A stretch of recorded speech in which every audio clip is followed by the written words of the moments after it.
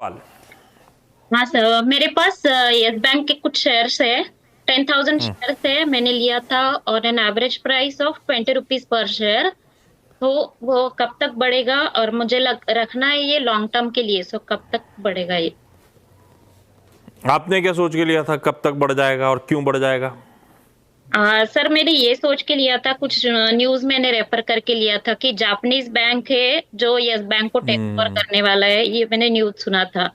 तो ऐसी रिपोर्ट्स तो आई थी बीच में, पर उसके बाद डिनाइल सा आ गया कि एसबीआई माल नहीं छोड़ रहा अभी। तो खैर ठीक है, न्यूज़ थी और आपने सोच के लिया था कि लंबी अवधि के लिए रखी रहूंगी, ऐसा? लॉन्ग टर्म के लिए मैंने। ठीक है मानस, इसमें खैर न्यूज़ फ्लोज बने रहते हैं बीच बीच में, लेकिन बैंक कुछ करके नहीं दे रहा। वो बात अलग है कि एक ज़माने में 13 रुपए के नीचे स्लिप हो गया तो वहाँ से तो मीनिंगफुल रिकवरी आई थी, पर ऊपर से ठंडा पड़ा हुआ और आजकल बाकी सब बैंक चलते हैं, ये वहीं का वहीं मिल रहा है। क्या करूं, रखूं नहीं रखूं? अपना मन था कि कोई ना कोई कॉर्पोरेट एक्शन इवेंचुअली प्ले होगा। जी जी। किसी एसबीआई ने बेल आउट करने के लिए पैसा डाला था तो कभी ना कभी निकालेगा। वो लॉजिक सही है क्या? और चार्ट वार्ट में कुछ ऐसा दिखता है कि एक्यूमुलेशन शुरू हुआ है किसी इवेंट से पहले, या कुछ भी नहीं दिख रहा? देखिए, चार्ट्स पे तो कुछ भी नहीं दिख रहा है। ऐसा बिल्कुल भी नहीं लग रहा है कि कोई बहुत पॉजिटिव इवेंट आने वाला है स्टॉक में, जिसकी वजह से कोई मीनिंगफुल बाउंस बैक देखने को मिल सकता है या मीनिंगफुल रिकवरी देखने को मिल सकती है। और 5-6 साल की हिस्ट्री देख लीजिए, हमेशा स्टॉक ने डिसअपॉइंट किया है। बीच में मेरे ख्याल से जो लास्ट ईयर था उसमें फरवरी के आसपास एक रैली देखने को मिली थी, लेकिन स्टॉक के ऊपर सस्टेन नहीं हो पाया, वापस लोअर टॉप लोअर बॉटम्स अभी भी बन रहे हैं। 17 रुपए के लेवल पे भी अगर आप देखें तो लोअर टॉप लोअर बॉटम्स ही बन रहे हैं। मेरे ख्याल से यहाँ पर अगर आप बने रहना चाहती हैं तो आप 15 रुपए का स्टॉप लॉस लगा लीजिए। मेरी राय रहेगी कि कभी कोई उछाल मिले और 19 से 20-22 रुपए के आसपास स्टॉक आए तो वहां पर निकल जाए तो बेहतर रहेगा। और टेक्निकली अगर बात करें तो फ्रेश खरीदारी तो आप केवल 35 रुपए के ऊपर ही करेंगे। यस बैंक निकलने के मौके ढूंढिए। लंबी अवधि के लिए रखना था तो कोई अच्छा बैंक क्यों नहीं चुने अपन भाई? बाकी बैंकिंग मेजर्स भी हैं, प्राइवेट बैंकिंग स्पेस से जो ज़्यादा भरोसा है जिन पे। मानस, इस अगर मान लीजिए मुझे किसी प्राइवेट बैंकिंग मेजर में पैसा शिफ्ट करना है, अब यहाँ से निकलना है, एक्सपोजर प्राइवेट बैंक्स का ही पोर्टफोलियो में रखना है, कोई बढ़िया प्राइवेट बैंक लॉन्ग टर्म के लिए आज से अट्रैक्टिव दिखता हो तो? देखिए, अगर प्राइवेट बैंकिंग में जाना है तो लार्ज कैप बैंक की तरफ ही देखना पड़ेगा। और लार्ज कैप में भी दो ही बैंक मेरे को समझ में आते हैं जो आने वाले 6 से 12 महीने में शायद बेहतर रिटर्न्स दे सकते हैं, और वो आईसीआईसीआई बैंक और एचडीएफसी बैंक है। तो अगर फंड को स्विच करना है प्राइवेट बैंकिंग में ही, तो आपके पास दो ही ऑप्शन है, आईसीआईसीआई बैंक या एचडीएफसी बैंक। यहाँ पर निवेश करके आप शायद आने वाले करीब 15 मंथ की अगर बात करें तो यहाँ पर आपको मेरे ख्याल से 20% के रिटर्न्स मिल सकते हैं दोनों स्टॉक में। लीजिए, उससे निकालिए मैम, कब तक इंतजार करेंगे? चार्ट्स में कुछ ऐसा दिख नहीं रहा है दमखम, ना एक्यूमुलेशन हो रहा है, वीकनेस परसिस्ट कर रही है। वहां से निकल के किसी प्राइवेट बैंक, और उसमें भी एचडीएफसी बैंक, आईसीआई, हाँ ये बात अलग है। आपके पास कितने 20,000 यस बैंक पड़ा हुआ है ना? 10,000 सर। 10,000 10,000 निकालेंगी तो 100 तो एचडीएफसी बैंक आ जाएंगे। ये करा जा सकता है, ट्रांजिशन कर जाइए, ज़्यादा बेहतर है मैम। वो कमाई 20% का डिसेंट अपसाइड डिलीवर करेगा। खैर, छपरा बिहार से मोहिनी मैम भी दिख रही थी मुझे स्क्रीन पे, शायद जुड़ गई हैं। मोहिनी मैम, आप हो? जी yes sir. Mohini ma'am, good afternoon. देर हो गई आने में आपको? नहीं मैम, थोड़ा सा नेटवर्क इशू था सर। है? नेटवर्क इशू था सर। अच्छा, आपका नाम मोहिनी है? हाँ हाँ यस सर।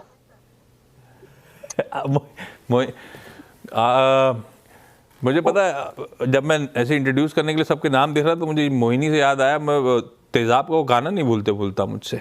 खैर मोहिनी मैम, पहला सवाल कौन सा? Bajaj housing finance. Bajaj housing finance लिया हुआ है कि लेने का मन बना रहे हो आप? लिया हुआ है सर, लॉट है 7500, रेट 140 पे। 7,500 शेयर्स खरीद लिए बजाज हाउसिंग फाइनेंस के 140 पे। मानस, तेजाब का गाना याद है आपको क्या? बिल्कुल याद है। 140 पे लिया हुआ है बजाज हाउस। अच्छा मोहिनी मैम, लंबी अवधि के लिए लिया है क्या, सोच के लिया है? हाँ लंबी अवधि के लिए।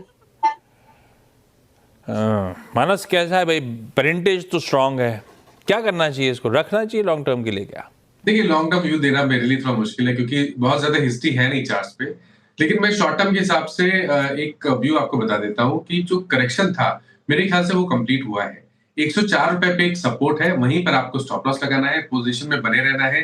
अब अगर स्टॉक 125 से 130 की रेंज को ब्रेक करेगा, उसके ऊपर सस्टेन करेगा, तो फिर आपको 160 से 165 की रेंज में स्टॉक दिखा सकता है। आई थिंक चांस लेना चाहिए, बने रहिए 104 रुपए के स्टॉप लॉस के साथ। ठीक है, एक बात बताओ, आप अभी कोई और बैठा था, डॉक्टर साहब बता रहे हैं, और एकदम से आप बैठ गई, क्या मामला है?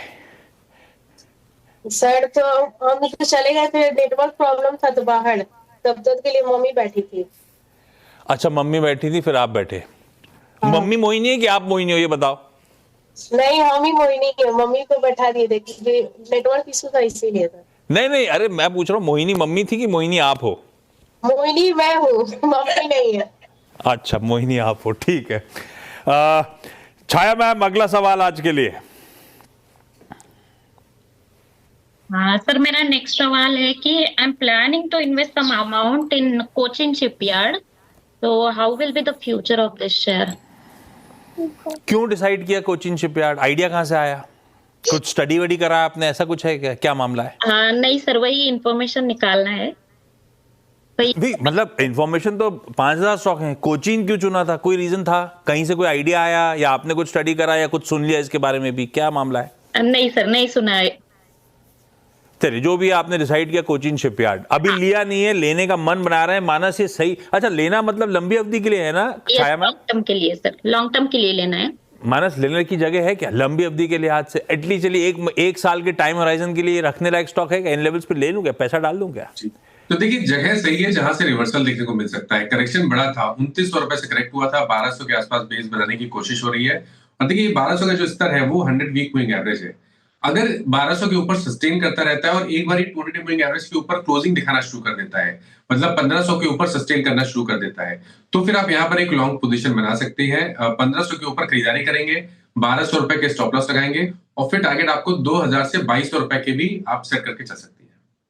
नहीं खरीदेंगे, एक बार 1500 के ऊपर जाए, कंफर्मेशन आए, तब बाय इनिशिएट करिएगा मैम।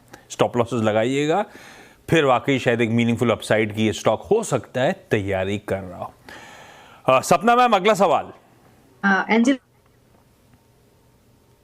एंजल वन, जी सर। फिर से प्लीज क्वेश्चन रिपीट करो, आपकी आवाज चली गई थी। एंजल वन लिया हुआ है 50 शेयर 2000 के भाव पे, और सपना मैम ट्रेडिंग वाला मामला है, लॉन्ग टर्म के लिए लिया हुआ है?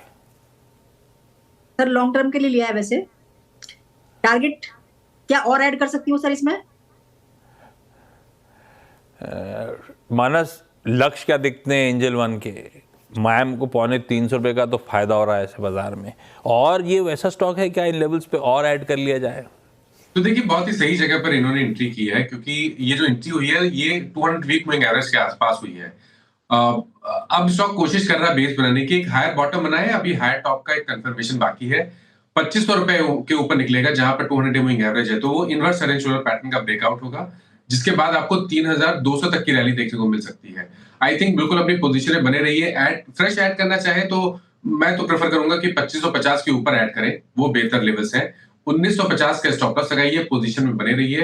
अगर 2550 के ऊपर निकलेगा तो आप स्टॉप और खरीदारी वहां पर करें, तो स्टॉप लॉस को रिवाइज करके 2200 रुपए पे लगा लें।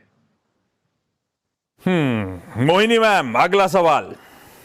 एडिडा सर। एरिडा, कितनी क्वांटिटी? लॉट साइज 8000 और रेट है 170। और मोहिनी मैम लॉन्ग टर्म के लिए सोचा हुआ है या ट्रेडिंग वेडिंग करी थी? लॉन्ग टर्म के लिए सर। मानस, क्या करा जाए भाई एरिडा? देखिए यहाँ पर अभी तक स्ट्रेंथ देखने को मिल नहीं रही है, अभी भी कहीं पर कोई साइन नहीं है जिसको देख के ये कहा जाए कि नहीं स्टॉक ने एक बॉटम बनाया है।